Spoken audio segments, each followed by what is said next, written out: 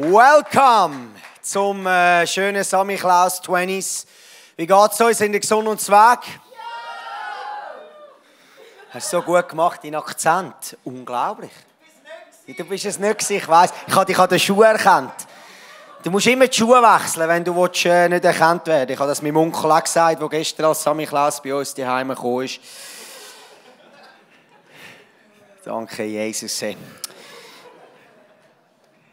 Ich freue mich auf den heutigen Abend. Wir sind in dieser Weihnachtsserie, The Story of Christmas, The Name of Jesus oder Name von Jesus. Und wir haben uns auslassen, wir haben sogar auswählen, grundsätzlich, über was für einen Namen von Jesus wollen wir reden. Und mir ist etwas in den Sinn gekommen, wo wir das Preacher-Meeting gemacht haben. Ich habe das gesagt und habe dann im Nachhinein erst verstanden, auf was ich mich eingeladen habe. Aber es ist gut. Ich habe nämlich gesagt, ich möchte gerne über Jesus, unseren Hohepriester, reden. Und die Leute, die den Hebräerbrief schon mal gelesen haben, die können da vielleicht ein bisschen einen Bezug drauf nehmen. Und ich probiere euch heute ein paar Nuggets und Wahrheiten aus dem Buch vom Hebräerbrief rauszubringen, damit wir verstehen, was für unglaubliche Tat Jesus da hat. Und wenn es heisst, Jesus ist unser Hohepriester, dass das auch ganz praktisch und persönlich für dich Form annimmt. Jetzt, wenn wir über Hohepriester reden oder Priester allgemein, müssen wir mal verstehen, ja, warum hat es Priester gegeben? Die christlich aufgewachsen sind, kennen die Geschichte vielleicht, aber wir wissen, das Volk Gottes ist eigentlich gerufen worden, wo der Vater im Himmel, der Abraham, berufen hat und gesagt hat, ich will dich zu einem Stammvater machen von vielen Nationen. Und er hat sich ein Volk gemacht. Und das ist so weitergegangen in der Geschichte. Du liest das, wenn du am Anfang der Bibel durchliest, wie Gott mit seinem Volk war und viele Wunder, viele grosse Siege, Kriege gewonnen hat und sein Volk mächtig geworden ist auf dieser Welt. Und es geht weiter bis zu dieser Geschichte, wo sie in Gefangenschaft gekommen sind. Oder besser gesagt, in Gefangenschaft gekommen sind. Zuallererst sind sie eigentlich willkommen geheissen worden, wo der Josef, die einen kennen die Geschichte, beim Pharao in Ägypten unglaubliche Dienste da hat, nämlich gehört hat von Gott, dass es Hungersnot gibt und hat das ganze Volk bewahrt, weil sie grosse Speicher gebaut haben. Und anschliessend, wo dann das so in die Jahre gegangen ist und das Volk Israel dort sich wie auch ein bisschen niedergelassen hat, sind sie immer mehr in Gefangenschaft geraten und sind dann eigentlich von diesen Pharaonen, die gekommen sind, Generationen später auch missbraucht worden und als nur noch eigentlich rangniedriger angeschaut worden, als Sklaven gehalten. Und irgendwann hat Gott gesagt, jetzt ist genug heute unten und hat den Mose berufen, ist am Hof gekommen vom Pharao und hat dort eigentlich als Sohn vom König aufwachsen und Gott hat ihn gerufen und sie hat das Volk rausgeführt aus Ägypten mit diesen Stories von den Feuersäulen, wo in der Nacht ihnen den Weg gezeigt hat, mit, dass das Meer geteilt worden ist und viele Ägypter gestorben sind, weil Gott hat wollen, sein Volk frei machen. Und es ist zu dem Tag gekommen, wo Gott den Bund nochmal erneuert hat und gesagt, ich will jetzt einen Bund schliessen mit meinem Volk. Er hat gesagt, Mose, komm auf den Berg Sinai und ich mache dir die 10 Gebote, die wir auch lesen im Alten Testament, auf Steintafeln. Das geht dann weiter. Wir wissen es, die einen von uns kennen die Geschichte. Sie haben dann unten schon ein bisschen den Fokus verloren nach ein paar Wochen. Haben dann angefangen, so ein goldiges Kalb anzubeten. Dann sind die Steintafeln schon mal zuerst in die Brüche gegangen. Hat er nochmal müssen. Sorry, sind wir am Boden gefallen. Kann man es nochmal aufschreiben. Gott hat 2 Steintafeln gemacht. Und so ist das weitergegangen. Mose, Josua, Nachfolger von Mose, sie haben angefangen, eine Stiftshütte zu bauen. Gott hat gesagt, ich will mitten unter meinem Volk wohnen. Sie haben die Stiftshütte gemacht. Wenn du in den letzten Sündigen vielleicht einmal im ICF am Sonntag bist, dann hast du den Leo gehört über die Stiftshütte reden. Höchst interessant, wie das aufgebaut worden ist, was da die Priester für Rituale haben müssen machen, Opfergaben haben müssen bringen. Und so ist das der Stamm der Leviten eigentlich berufen worden von Gott, Das war einer von diesen 12 Stämmen von Jakob. Und die sind berufen worden zum Priester sein. Anbeten, Opfer bringen. Und sie haben das gemacht. Es hat dort verschiedene Priester gegeben. Die meisten sind durch Loswurf gewählt worden. Und da hat es eben nicht nur Priester gegeben, sondern es hat einen Hohepriester gegeben. Der erste von ihnen war der Aaron. Und wenn du die Stiftshütte anschaust und dann auch weiter in der Geschichte, wo sie dann angefangen haben, König David, nachher der Salomon, den Tempel bauen, ist das genau ähnlich aufgebaut gewesen. Da hat es ein Allerheiligste gegeben, wo Gott gewohnt hat. Bundeslade war dort. Es war so eine Kiste mit 2 Stäben durch. Ich hätte eigentlich noch ein Bild mitbringen können, wo die Cherubim oben drauf waren, in dieser Bundeslade drin, sind die Steintafeln, die sie bekommen haben, die zweiten, die nicht kaputt waren. Der Stab vom Aaron, der geblüht hat, noch ganz viel Schaubrot, ganz viele verschiedene Sachen, du kannst das nachlesen. Mir geht es darum, zu sagen, das Priesteramt, das die dort verrichtet haben, ist für das Volk essentiell wichtig gewesen. Warum? Gott hat einen Standard festgelegt. Er hat die Gesetze gegeben und er hat gesagt, wenn wir die Gesetze nicht einhalten, dann muss Blut fließen.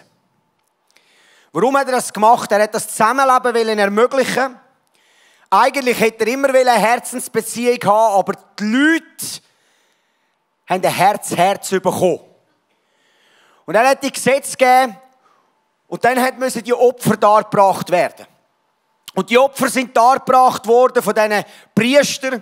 Und einmal im Jahr, im Yom Kippur, im Herbst, ist der Hohepriester ins Allerheiligste gegangen und hat das Opfer gebracht, für das ganze Volk rein zu waschen.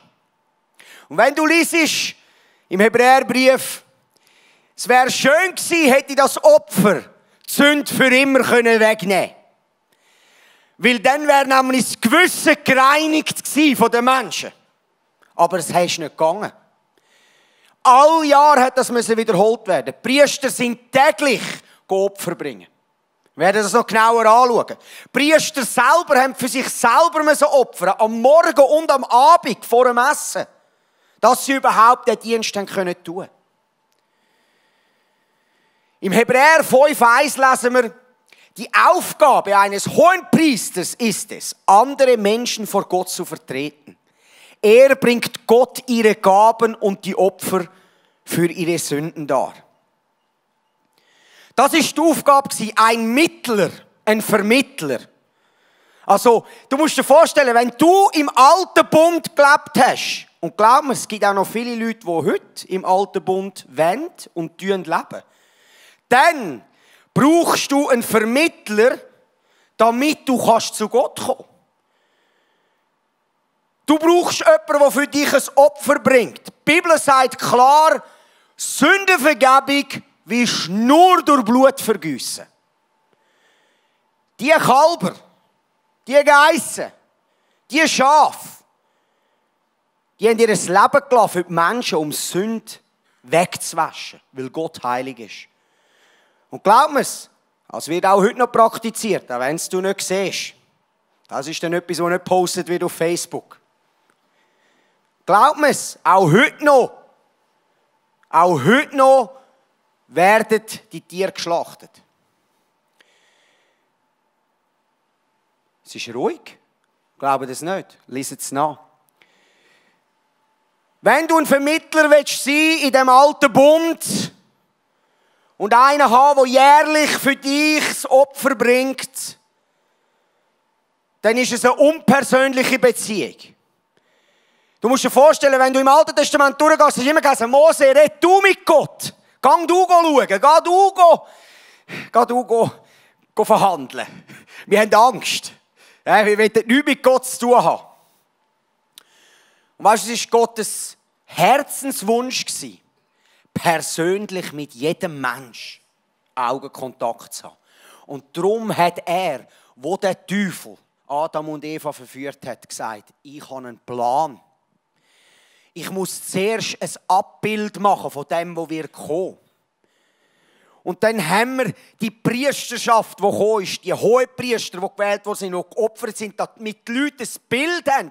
Was braucht es überhaupt, um Gemeinschaft mit Gott zu haben? Wenn du liest im Alten Testament, zum Beispiel Exodus, also 2. Mose 28 liest, wie die Priester gekleidet waren. Ich habe gedacht, ich will es bringen, dann können wir aber gerade eine Message machen, nur über das. Die hatten 8 verschiedene Gewänder gehabt und bis ins letzte Detail ist alles aufgeschrieben. Und weißt du was? Mir ist etwas aufgegangen. Gott interessiert Details. Gott ist nicht so, ja, easy, komm, einfach ein bisschen machen. Kommt schon irgendwie gut. Es hat mir etwas nochmal vom Charakter von Gott gesagt, nämlich Gott ist extrem interessiert an den kleinen Details. Was ist es für ein Stoff? Was für eine Farbe hat es? Ja, aber Gott, das ist doch gleich, ob jetzt der rot oder blau ist oder was auch immer. Ja, klar, eine Farbe Bedeutung, das musst du auch nicht so schwierig tun. Versteht ihr? Das hat er genau aufgeschrieben. Dann hat er Leute befähigt, die den Tempel aufbauen haben, also die die Stiftshütte aufbauen haben, nachher den Tempel, den Salomo angewiesen, wie muss alles sein, aus was für Sachen, weil er genau gewusst hat, ich will an den Leuten etwas mitgeben, nämlich, es ist nicht ein einfacher Weg, Gemeinschaft zu haben mit Gott. Menschen denken, ja weisst, es ist schon gut, ein bisschen Glauben und das langt. Es ist egal, weisst, ja, Jesus ist schon noch da und so. Ich bin heute Abend da, um dir zu sagen, es gibt einen einzigen Weg, um Gemeinschaft mit dem Vater zu haben. Da ist ein Mensch gekommen, wir lesen das nachher, sein Name ist Jesus Christus und er hat gesagt, ich bin der Weg, die Wahrheit und das Leben. In Person, Gott selber. Ich bin der letzte Hohepriester. Ich bin der Hohepriester, der den Weg ein für alle Mal frei macht. Um für jeden Mensch in Gemeinschaft zu treten mit dem Vater. Komm, face to face. Im Hebräer 5,5 heißt, so hat auch Christus sich nicht selbst erhöht, um Hohepriester zu werden. Nein, er wurde von Gott erwählt, der zu ihm sprach, du bist mein Sohn, heute habe ich dich gezeugt. Im Hebräer 9,22, der nächste Vers, letztlich können wir sagen, dass nach dem Gesetz fast alles durch Besprengung mit Blut gereinigt wurde. Ohne Blutvergießen gibt es keine Vergebung der Sünden. Habe ich euch eine Gegenüberstellung mitgebracht, damit ihr versteht. Versteht ihr, die Hohepriester, die Priester, da haben sie ein weißes Kleid am Versöhnungstag. Sie haben eine Brustplatte gehabt, wo von jeder Priester hat einen anderen Stammesnamen drauf gehabt. Er war ein Vertreter von dem Bund, von dem Stamm, der von Israel war. Und zum Beispiel der Aaron hat einen Turban angehabt und auf dem Turban, der Aaron, der Hohepriester, der erste Hohepriester, der Einzige, der ins Heiligtum gehen durfte, ins Allerheiligste, der Einzige, der zu Gott gehen durfte, hat da eine goldige Plakette auf den Kopf draufgeschlagen, wo es geheißen hat, Holiness to Yahweh. Heilig dem Herrn ist das Einzige, was in der Gegenwart Gottes zählt. Verstehst du? Wenn unsere Selbstgerechtigkeit uns einholt, dann muss ich dich schwer enttäuschen. Wenn du meinst, deine eigenen Anforderungen werden lange, um Gemeinschaft mit Gott zu haben, dann muss ich dir heute Abend sagen, keine Chance.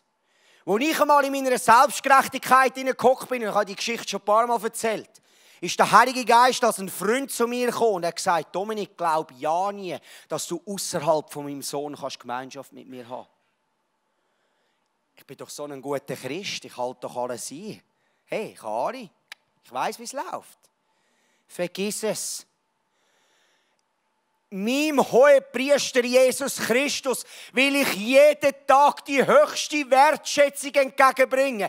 Er ist der Weg ist. Er hat sich selber geopfert, damit niemand geopfert muss werden.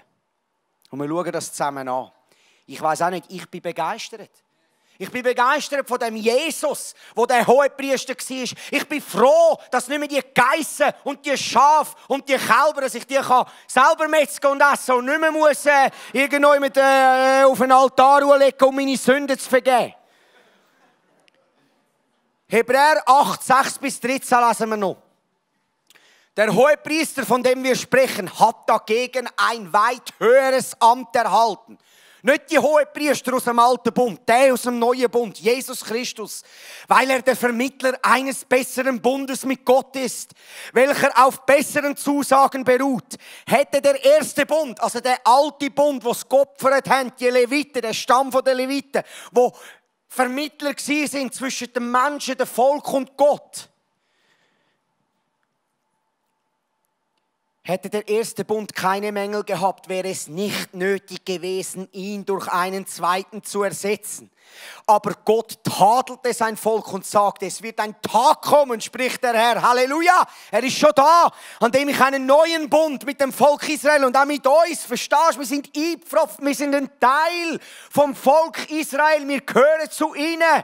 Verstehst du, wir sind eingepfropft in den Ölbaum. Mein Großvater ist der Abraham, Isaac und Jakob. Hey, das ist powerful, wenn du das mal siehst, dass du zu Gott gehörst, in seine Familie. Und das ist zuallererst Israel. Und darum segnen wir Israel. Und wir beten für den Frieden von Jerusalem. Und wir stehen hin und sagen, ihr seid der Ölbaum, wir sind eingepfropft. Danke, Jesus, sind wir ein Teil davon. Da hat nichts, verstehst du, das ist Antisemitismus. Raus! Das sind Devils. Verstehst du, das ist nichts anderes als der Teufel. Weil er weiss, das Volk ist auserwählt. Und wir sind ein Teil davon. Ich hoffe, ich habe es klar gesagt.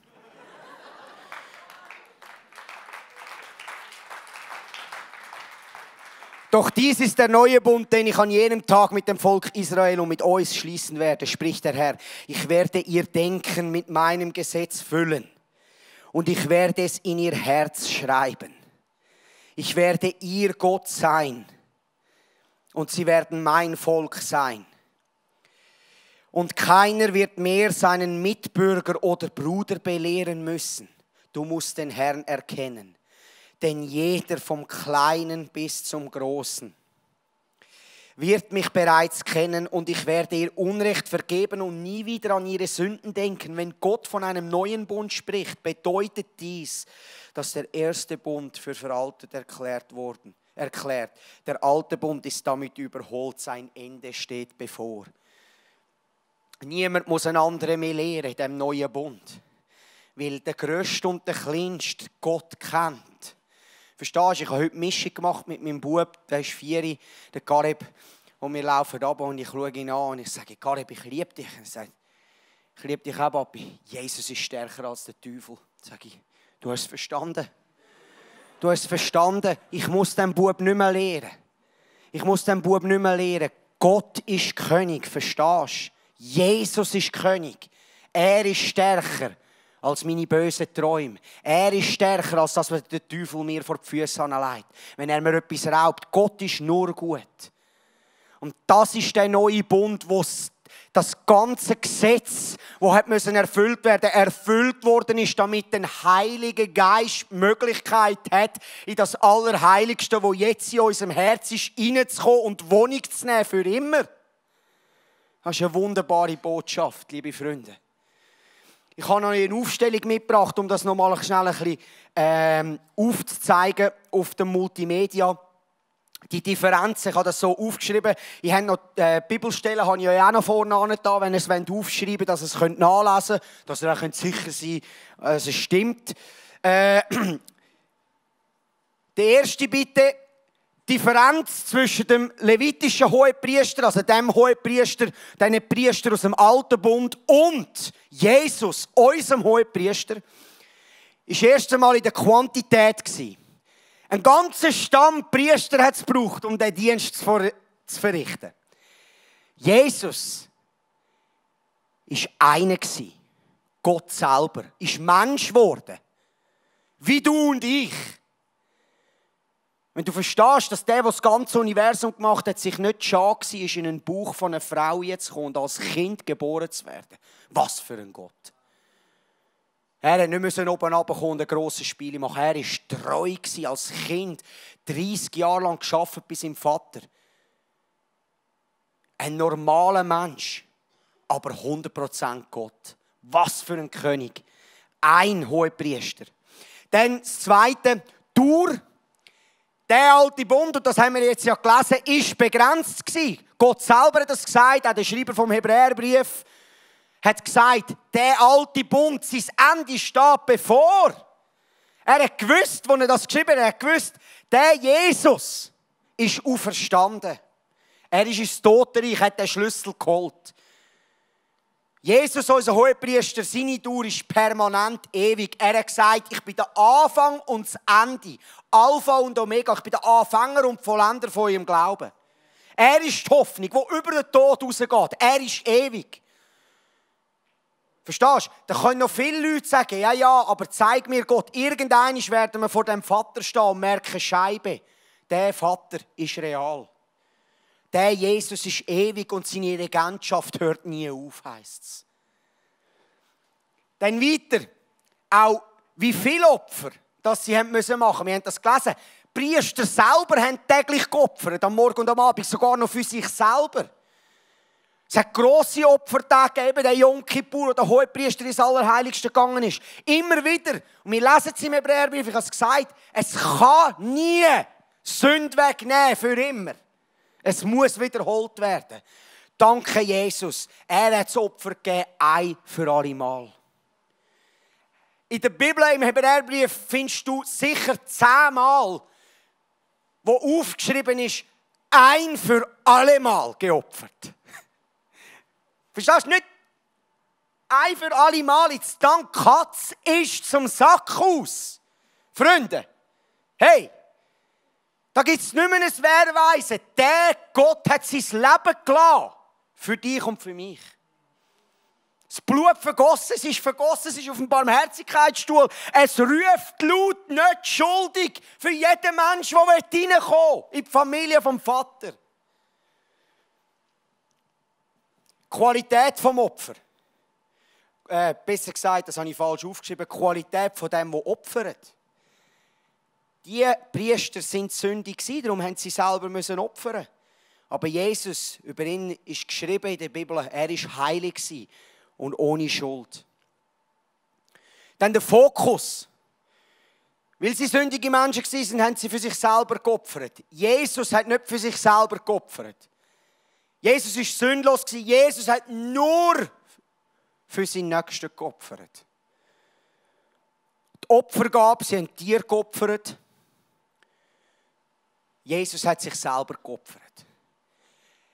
Ich kann einem Gott dienen, der sich unser angeschaut hat, mir ins Gesicht geschaut hat und gesagt hat, du bist genug wert, dass ich mein Leben gebe für dich.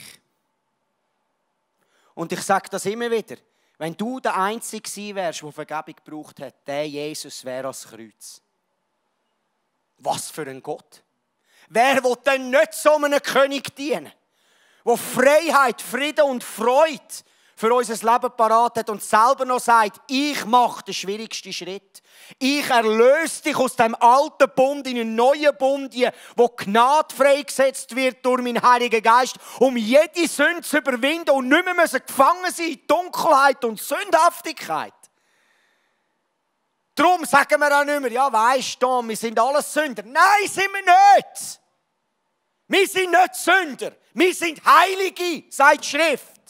Nur weil wir die Fähigkeit haben, eine Sünde zu machen, macht das uns noch lange nicht zu einem Sünder. Wir sind Heilige, berufen, frei zu sein von der Sünde.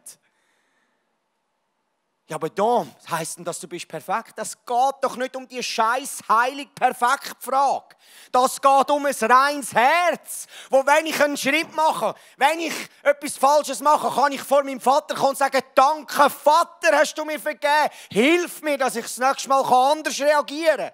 Dass ich das nicht mehr muss, jetzt gnadfrei, dass ich das überwinden kann. Da geht es nicht mehr drauf. Wir machen Gott nicht gross, wenn wir den Kopf abheben und sagen, wir sind traurige Sünder. Das stimmt nicht. Wir machen das Opfer klein von ihm, weil er nämlich sein Leben gegeben hat, damit wir frei sein von der Sünde.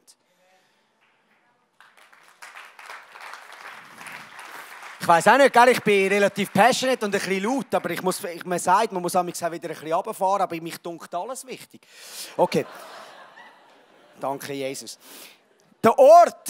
Wie viel haben wir noch? Scheibe, man, noch 5 Minuten haben wir müssen Gas geben. Okay, der Ort. Hey, könnt ihr es noch ein bisschen rauszögern? 3-4 Minuten. Okay. In ein menschgemachtes Zelt zu opfern. Wir haben das gesehen. Im Alten Bund, wo sie in der Wüste waren, in einem Zelt, nachher in einem Tempel. Und dann ist Jesus gekommen. Und er allein ist ins Allerheiligste vom Himmel gegangen. Zur Rechten vom Vater. Er hat sich dort niedergesetzt und hat gesagt, da ist mein Blut zahlt für die Menschheit, um sie frei zu kaufen. Um Gerechtigkeit zu geben für jeden Mensch, der Ja sagen will in die Familie von Gott. Bedeutung, der letzte Punkt, durch das Blut von Kälber, Schäfen und Geissen hat der Priester für eine kurze Zeit den Weg gemacht zu Gott, um seine Gunst wieder zu erlangen. Aber Jesus, der Hohepriester, hat sein eigenes Blut gegeben und hat einen Weg gemacht für alle.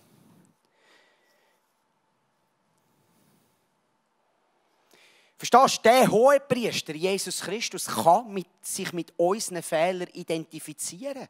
Mit unseren Böcken, mit unseren Kämpfen, mit dem, wo wir dran sind, mit dem, wo wir ja selber in unserem Leben sehen. Hey, das stimmt noch nicht.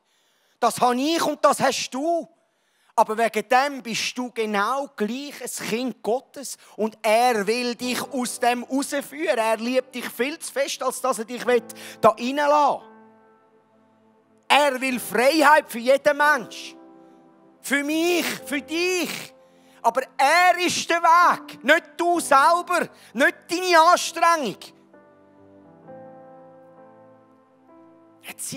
Ich meine, dir mal das innerlich vorstellen, wo er das Kreuz aufgetragen hat auf das Golgatha und so massivst misshandelt worden ist. Sündlos. Und das Einzige, was aus seinem Herz rauskommt, ist: Vater, vergib ihnen, sie wissen nicht, was sie tun. Was für ein Gott. Was für ein Gott, der nicht einmal Rach oder Ablehnung oder denkt, hey Jungs, sie haben es nicht verstanden. Nein, pure Liebe. Er kann gar nicht anders können, als sagen: Vater, vergib ihnen. Verstehst du, wir hätten das Kreuz genommen und am Boden gerührt und gesagt: fertig. Könnte man am Viertel blasen? Nein, für solche Leute, jetzt bin ich Gottfried Stutz 3,5 Jahre unterwegs gewesen, habe nur Gutes gemacht, alle Leute geheilt, die zu mir gekommen sind, und jetzt hauen sie mich noch ans Kreuz. Also ich kann mich ja selber verarschen. Aber tu mal das bei dir selber überlegen, dann merkst du, was das für ein Gott ist.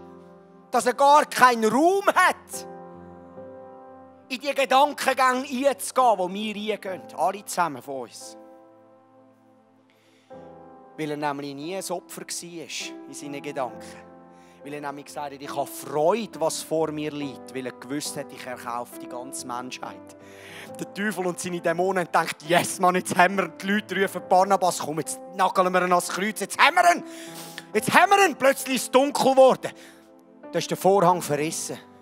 Und die ganze Dämonenherrschaft haben gesagt: Scheiße. Hätten wir das gewusst, hätten sie Jesus nie ans Kreuz geschlagen. Aber sie haben nicht anders können, weil nur Tod und Hass in ihnen ist. Und dann hat der Teufel gesagt: easy. Wir müssen jetzt einfach noch die Leute sich ein bisschen anlügen. Wir wissen, wir haben verloren. Wir wissen, eines Tages hat uns ein Stündchen geschlagen. Wir wissen es, Jesus hat den Tod überwunden. Er ist Sieger. Er ist der Weg in die Freiheit. Aber wir müssen einfach schauen, dass wir die Leute möglichst beschäftigt halten können. Ja, schauen, dass sie es nicht verstehen, dass sie es nicht hören, dass sie es nicht in ihr Herz ziehen lassen, damit Freiheit kommt. Aber wir wissen, wenn jemand weiss, wer er ist in Christus, haben wir keine Chance. Hebräer 4, 14 bis 16 heißt: Da wir nun einen großen Hohepriester haben, der durch den Himmel gegangen ist, Jesus, den Sohn Gottes, wollen wir an unserem Bekenntnis zu ihm festhalten. Dieser Hohepriester versteht unsere Schwächen, weil ihm dieselben Versuchungen widerfahren sind wie uns. Doch er wurde nicht schuldig. Lasst uns deshalb zuversichtlich vor den Thron unserer gnädigen Gottes treten. Dort werden wir Barmherzigkeit und Gnade finden, die uns helfen wird, wenn wir sie brauchen.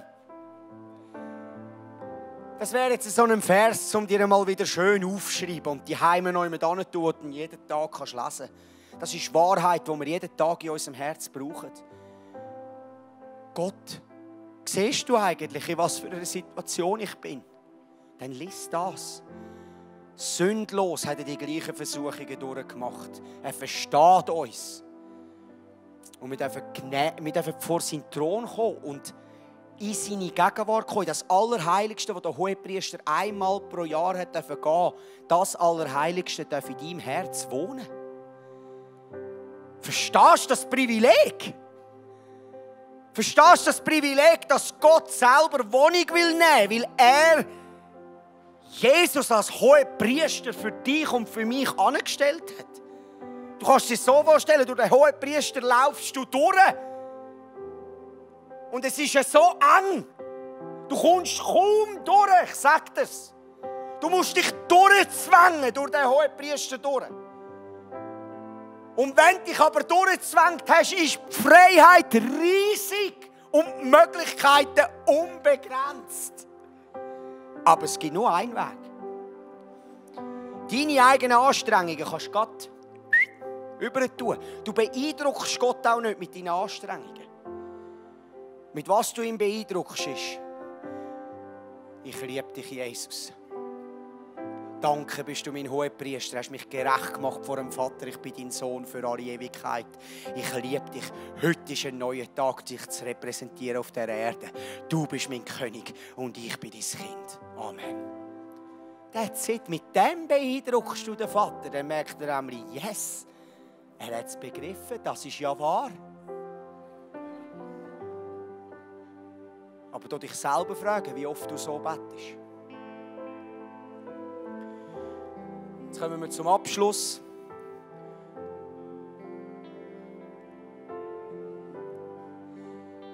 Ich habe Hebräer 9,14 ausgewählt als mein Abschlussvers, bevor wir in Worship gehen. Und ich habe den umgeschrieben. Wir lesen den jetzt, ich lese euch den vor. Und ich bitte euch, nehmt euch ein Nattel vor, fötelt den ab, dann geht ihr heim und schreibt euch den auf. Das ist jetzt wirklich etwas, das müsst ihr haben. Ich habe gemerkt, der Vers hat mich seit Jahren, wo ich noch mit Selbstanklage und Scham zu kämpfen hatte und nicht in die Freiheit kommen, hat mich der Vers in die Freiheit gebracht, weil ich es umgeschrieben habe auf mich persönlich. Fang an, die Bibel umschreiben auf dich, nicht immer die anderen und du und er und sie. Nein, ich. Hebräer 9,14. Wie viel mehr kann das Blut des Christus bewirken? Verstehen wir? Vergebung von der Sünde nur durch Blutvergießen. Denn durch die Kraft von Gottes ewigem Geist brachte Christus sich selbst, Gott als vollkommenes Opfer für meine Sünden dar. Er befreite mein Gewissen. Ganz wichtig, was habe ich gesagt? Das Gewissen hat nie rein werden im alten Bund. Jetzt kann das Gewissen rein werden. Durch das Opfer von Jesus. Indem er mich freispricht von meinen Taten, für die ich den Tod verdiene. Nun kann ich dem lebendigen Gott dienen. Freunde, wenn der Find etwas machen will, dann ist er, dass du das nicht glaubst und aufhörst ihm Gott dienen, weil du keine Freude hast, weil du denkst, du kannst es nicht. Du hast noch zu feststrecken, du kannst noch nicht zu ihm kommen. Ich sollte das noch machen, das muss noch anders sein in meinem Leben. Wenn du aber anfängst zu sehen, dass das, was das sagt, nämlich dass sein Geist, sein Blut, ein vollkommenes Opfer war, dass mein Gewissen rein ist, dass ich ehrlich ab heute neue Entscheidungen treffen darf. Und wenn ich wieder darüber reingehe, kann ich es ihm anlegen und sagen, nimm es mir weg, ich will die Freiheit. Hilf mir. Und nicht ein Opfer zu sein, sondern wissen, er ist das Opfer. Dann kann ich dem lebendigen Gott dienen. Weil ich habe gemerkt, in dieser Zeit, wo ich Anklage und Scham in meinem Leben geduldet habe, weil ich nicht verstanden habe, wer der Hohepriester ist in meinem Leben, habe ich dem Gott nicht mehr dienen. Das ist das, was der Teufel will. Er will dir den Tag wegnehmen, dass du ja nicht kannst ein Licht sein.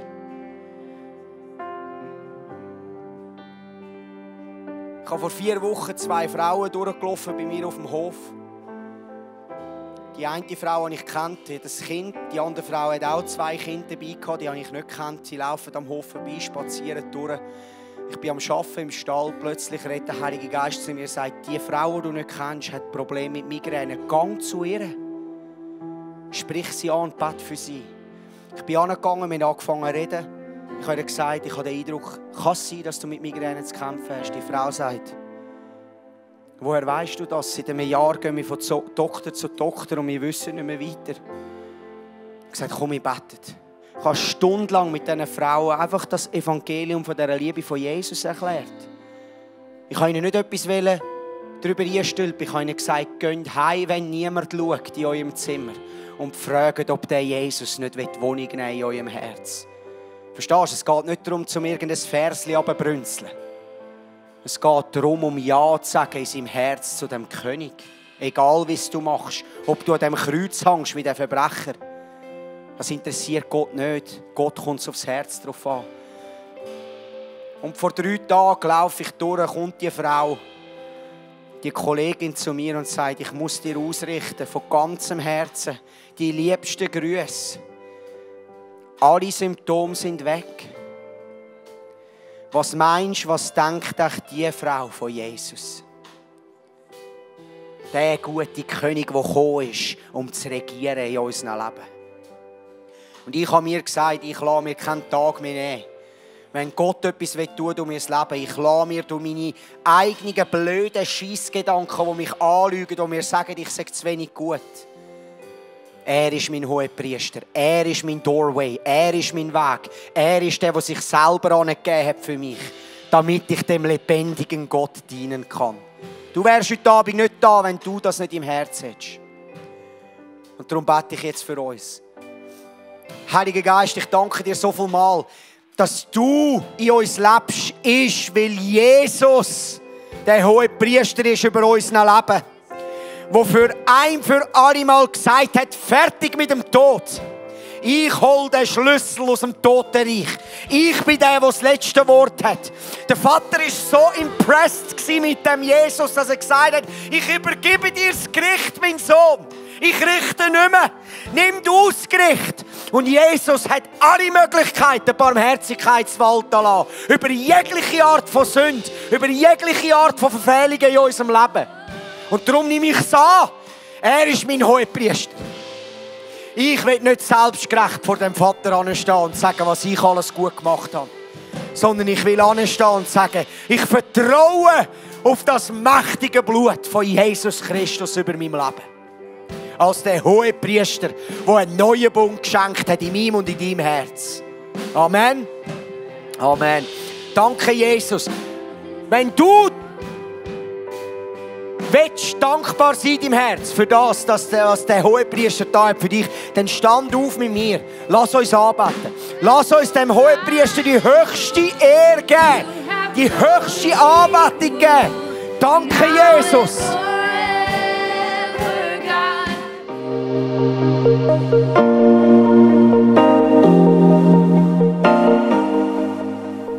Wenn Gott durch so Messages zu dir redet, ist das mega kostbar. Darum nimm den Schatz unbedingt mit in deinen Alltag. Vielleicht machst du gerade noch eine Notiz zu diesem Thema oder redest mit Jesus in einem Gebet noch selber drüber. Es ist unsere Leidenschaft als ICF20s, junge Menschen zu begleiten auf ihrem Weg mit Gott und sie dabei zu unterstützen. Hey, und wenn du den ICF20s besser kennenlernen willst, dann komm doch vorbei. Wir treffen uns jeden Freitagabend in der Samsung Hall in Stettbach. Du findest uns natürlich auch online, auf Social Media wie Instagram, Facebook und Snapchat. Dort kannst du dich informieren über Smart Groups, Camps oder was sonst noch so läuft bei uns in der Kirche. Danke fürs Hineinklicken. Bis zum nächsten Mal.